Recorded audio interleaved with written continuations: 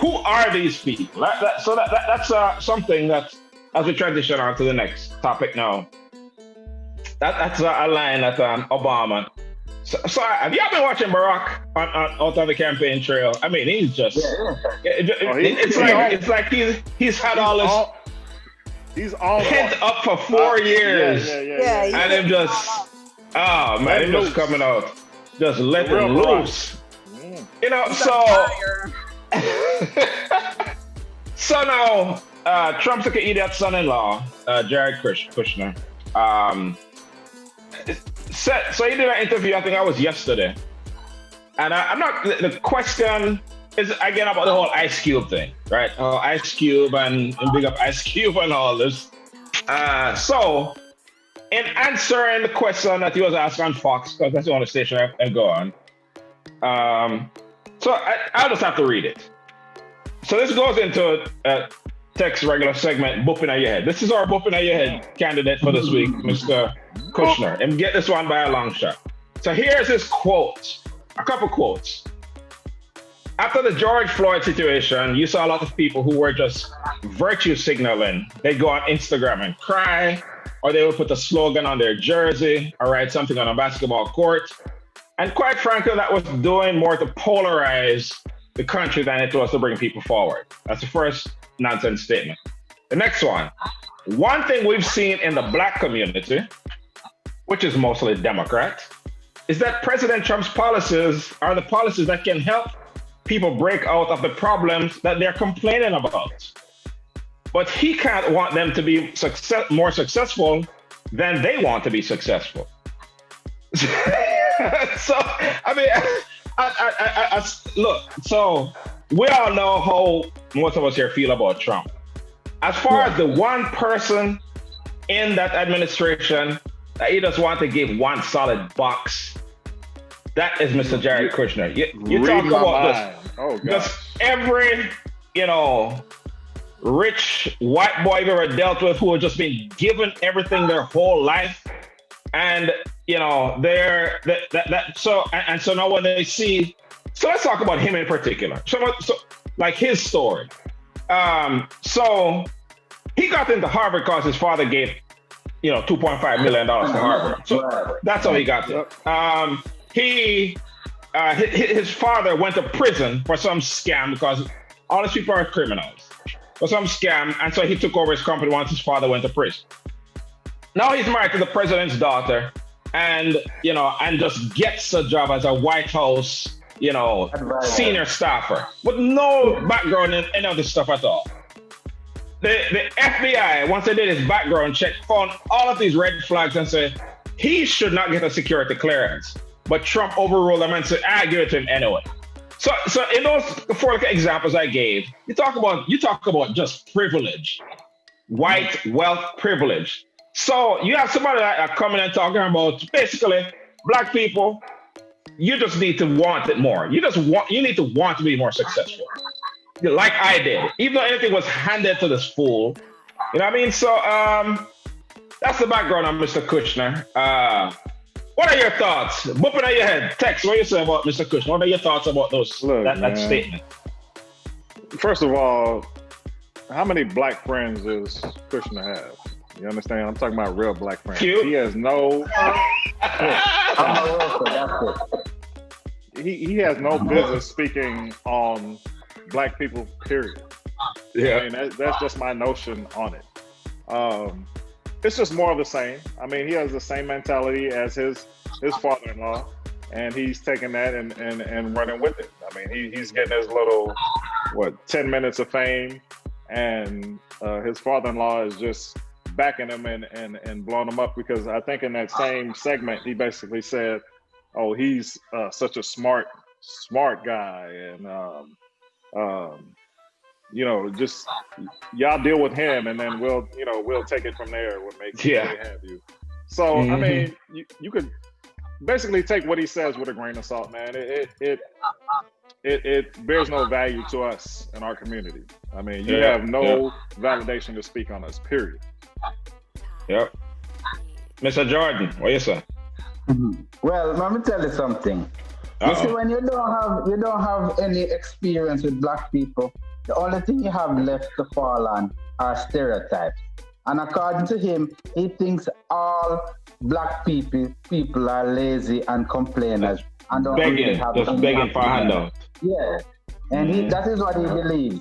And that is why I think he said that, because he really thinks that none of us have any ambitions. We don't really want to succeed. And we just want to just live and get everything free.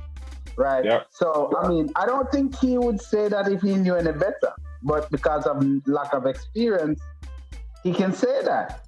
So, I mean, I take people like that, just ignorant and not trying to find out exactly what is going on, and then just following the stereotypes and the hype of Fox News, and just repeating the rhetoric over and over again, because he's still saying the same thing. Jared, say it to my face. See what happened to you. How about that? Jared, there's a stereotype. See? That's the angry black man, Jared. Jackson, what you say?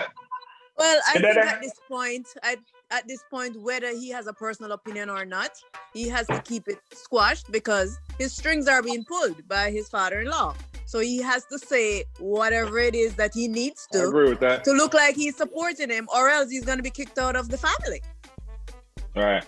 So he gets a position, easy peasy, because he's married to the daughter. So now he has to give 100% backative to the daddy, because otherwise you're not going to be in my little circle. And look what he does to people who go against what he likes. You're fired. Yeah. You know, I mean, what struck me, so like me reading those words are one thing. What struck me is actually watching and seeing him say this, and how matter-of-factly he said it. And he didn't think this was going to be controversial at all. He was, basically like saying, water is wet, sky is blue, right? Like this. Exactly. So white privilege. No idea. And so basically, it's a mindset that is all throughout our society. All throughout, throughout government, all throughout business, all throughout educational institutions. It's this mindset that black people are where they are just because they don't want more. And so when you have that kind of racist mindset, you don't look at the systems in place that have caused this disenfranchisement in education, in housing, in business, and employment for centuries. And so when you have these systems in place, but your mindset is, well, they just don't want to be successful, then, you look at it like a charity case, or they're helpless. That's just how they are. You know what I mean? And so when you have this as the attitude coming from these people, so I don't know if there's probably no good answer to this question, but I'll throw it out there anyway. How do we advance beyond this kind of thinking that is so prevalent within systems of power within our country? How do we get beyond it? Because it's all over. So how do we elevate past that? Whoever wants to take it. We have to free our minds. We can't even focus on the stereotype whatsoever, right? We just have to consider that we're gonna do what we need to do to improve, elevate, and get better as a nation. That's it. We have to come together. That is one thing. We definitely have to come together. And two, we can't be held in restraint by all the stereotypes, because sometimes that is what defeats us. The stereotype, thinking about what other people are thinking. White people don't do that. You think they do that? They do things without caring whatsoever what anybody else thinks, right? The same thing as white privilege. With white privilege, you don't have to consider anybody else. So why should we have to consider somebody else when we want to achieve?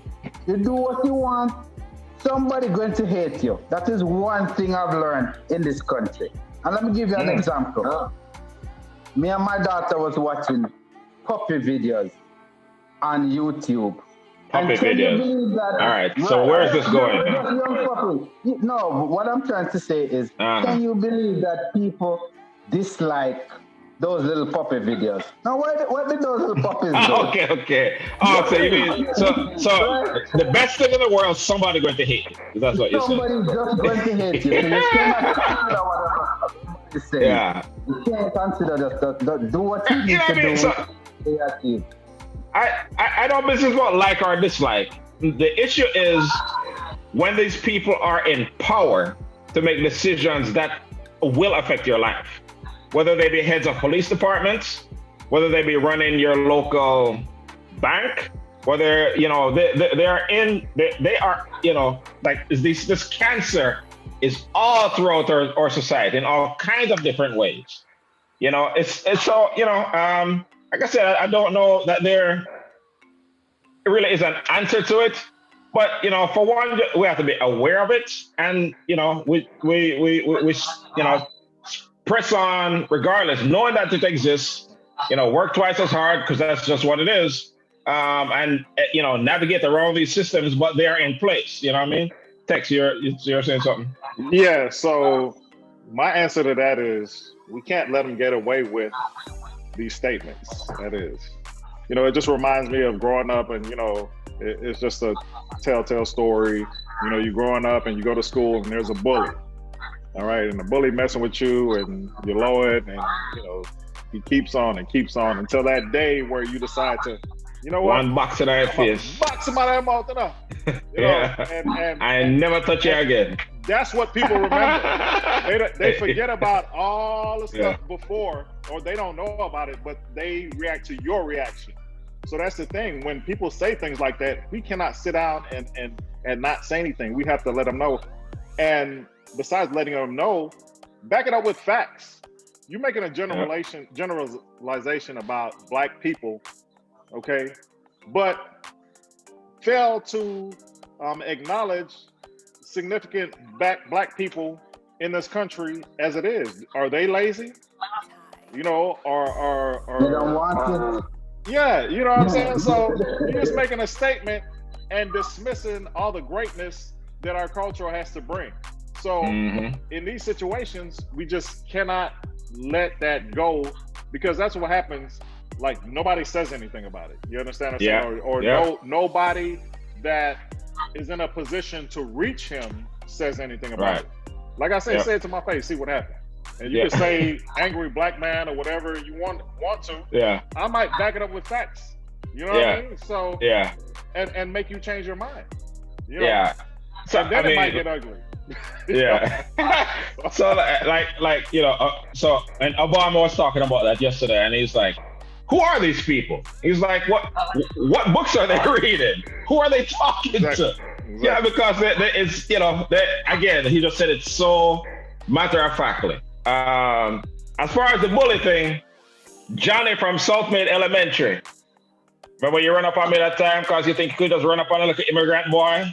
Bet you won't do that again. All right. Are you threatening Johnny? No, that's been dealt with. Johnny never run up on me again. Right. Sorry, Johnny. Johnny, get booked. Oh man. Anyway, so hey. Are you saying no? No, here's what my opinion is. We just have to keep pushing and pressing and increase the awareness of people around us. Start small and hopefully it will create a ripple. Because when you look around you, we had a Black president. Whether they like it or not, we had a Black president. And right now, we're probably going towards having a Black female vice president from an island. So, hello. Speak it! No, we are not really breaking barriers as far as we'd want them to. And sometimes it seems as if we have taken one step forward, two steps back. It's like we got out of slavery, but are we really free? It's like physically, okay, we're not in chains, but there's so much suppression going on. And with this president we had for the past 4 years, it's like everything that was in place, we have gone way back, 10 years, 20 years maybe.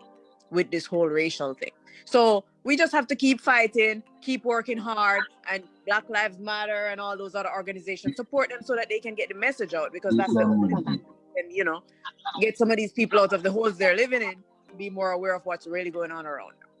Yeah, I mean, I agree with all that. I mean, so like I said, I've lived here 30 plus years, and so when we talk about the complacency, you get to a point where, obviously we know that as Black people, we know racism was going to change because a Black man got elected president. But really, that act of a Black man, that event of a Black man getting elected president, it rose some things to the top that have been, hidden, where we really see what people really think about us in positions of power. That again, I've said it before. Without a Black president, there would not be a Donald Trump presidency, because that made those racists really believe that they are really losing their country, even though they still run everything. You know what I mean?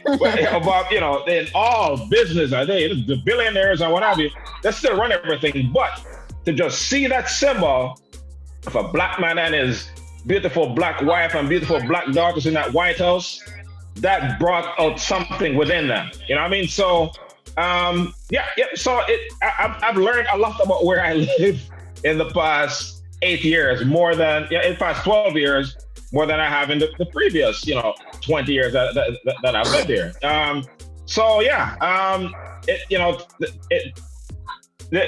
Trump being elected, it really gave those who have those feelings just, to just get out and wave that racist flag and the things that we feel. And that's why every time I see, I don't know if you ever run into somebody flying a Trump flag on their truck.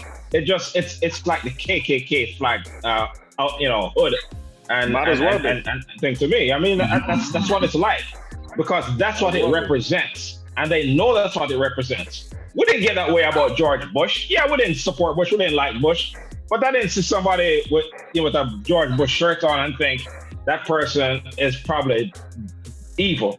I mean, it's just like we don't think the same way. But this has brought out something that I've never seen so public. We know it has always existed, but it has just been out there like at no other point since I've been here. So, hey, I think I've learned a hell of a lot about where I live in the past 4 years in particular. So, we have to vote out them clots. That's the bottom line. Anyway, cloth. Vote out their cloth. All right, so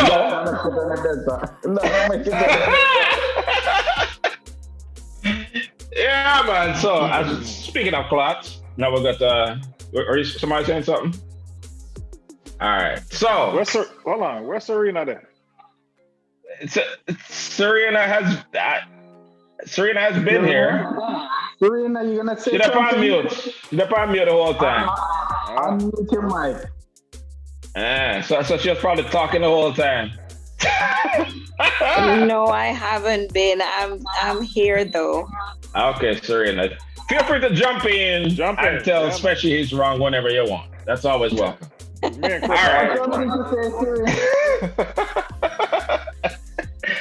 Yeah, man.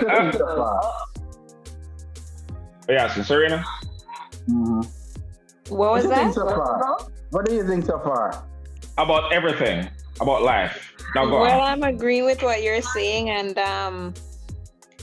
I'm just really hoping. I'm trying to not be too confident. Oh, yeah. Because I don't think we should. I don't think anybody should be too confident. I think we're dealing with a whole different beast here. So we just need to ensure that everybody who can vote gets to the polls and vote and hope for the best. But exactly. It has to be full speed ahead. It has to be gas on the pedal until the very end. Exactly. You're right, Serena. I think last time it wasn't confidence, it was overconfidence. It was arrogance. Like, there's no way Trump going to win. There's no way. So if I vote, I vote. If I don't vote, I don't vote.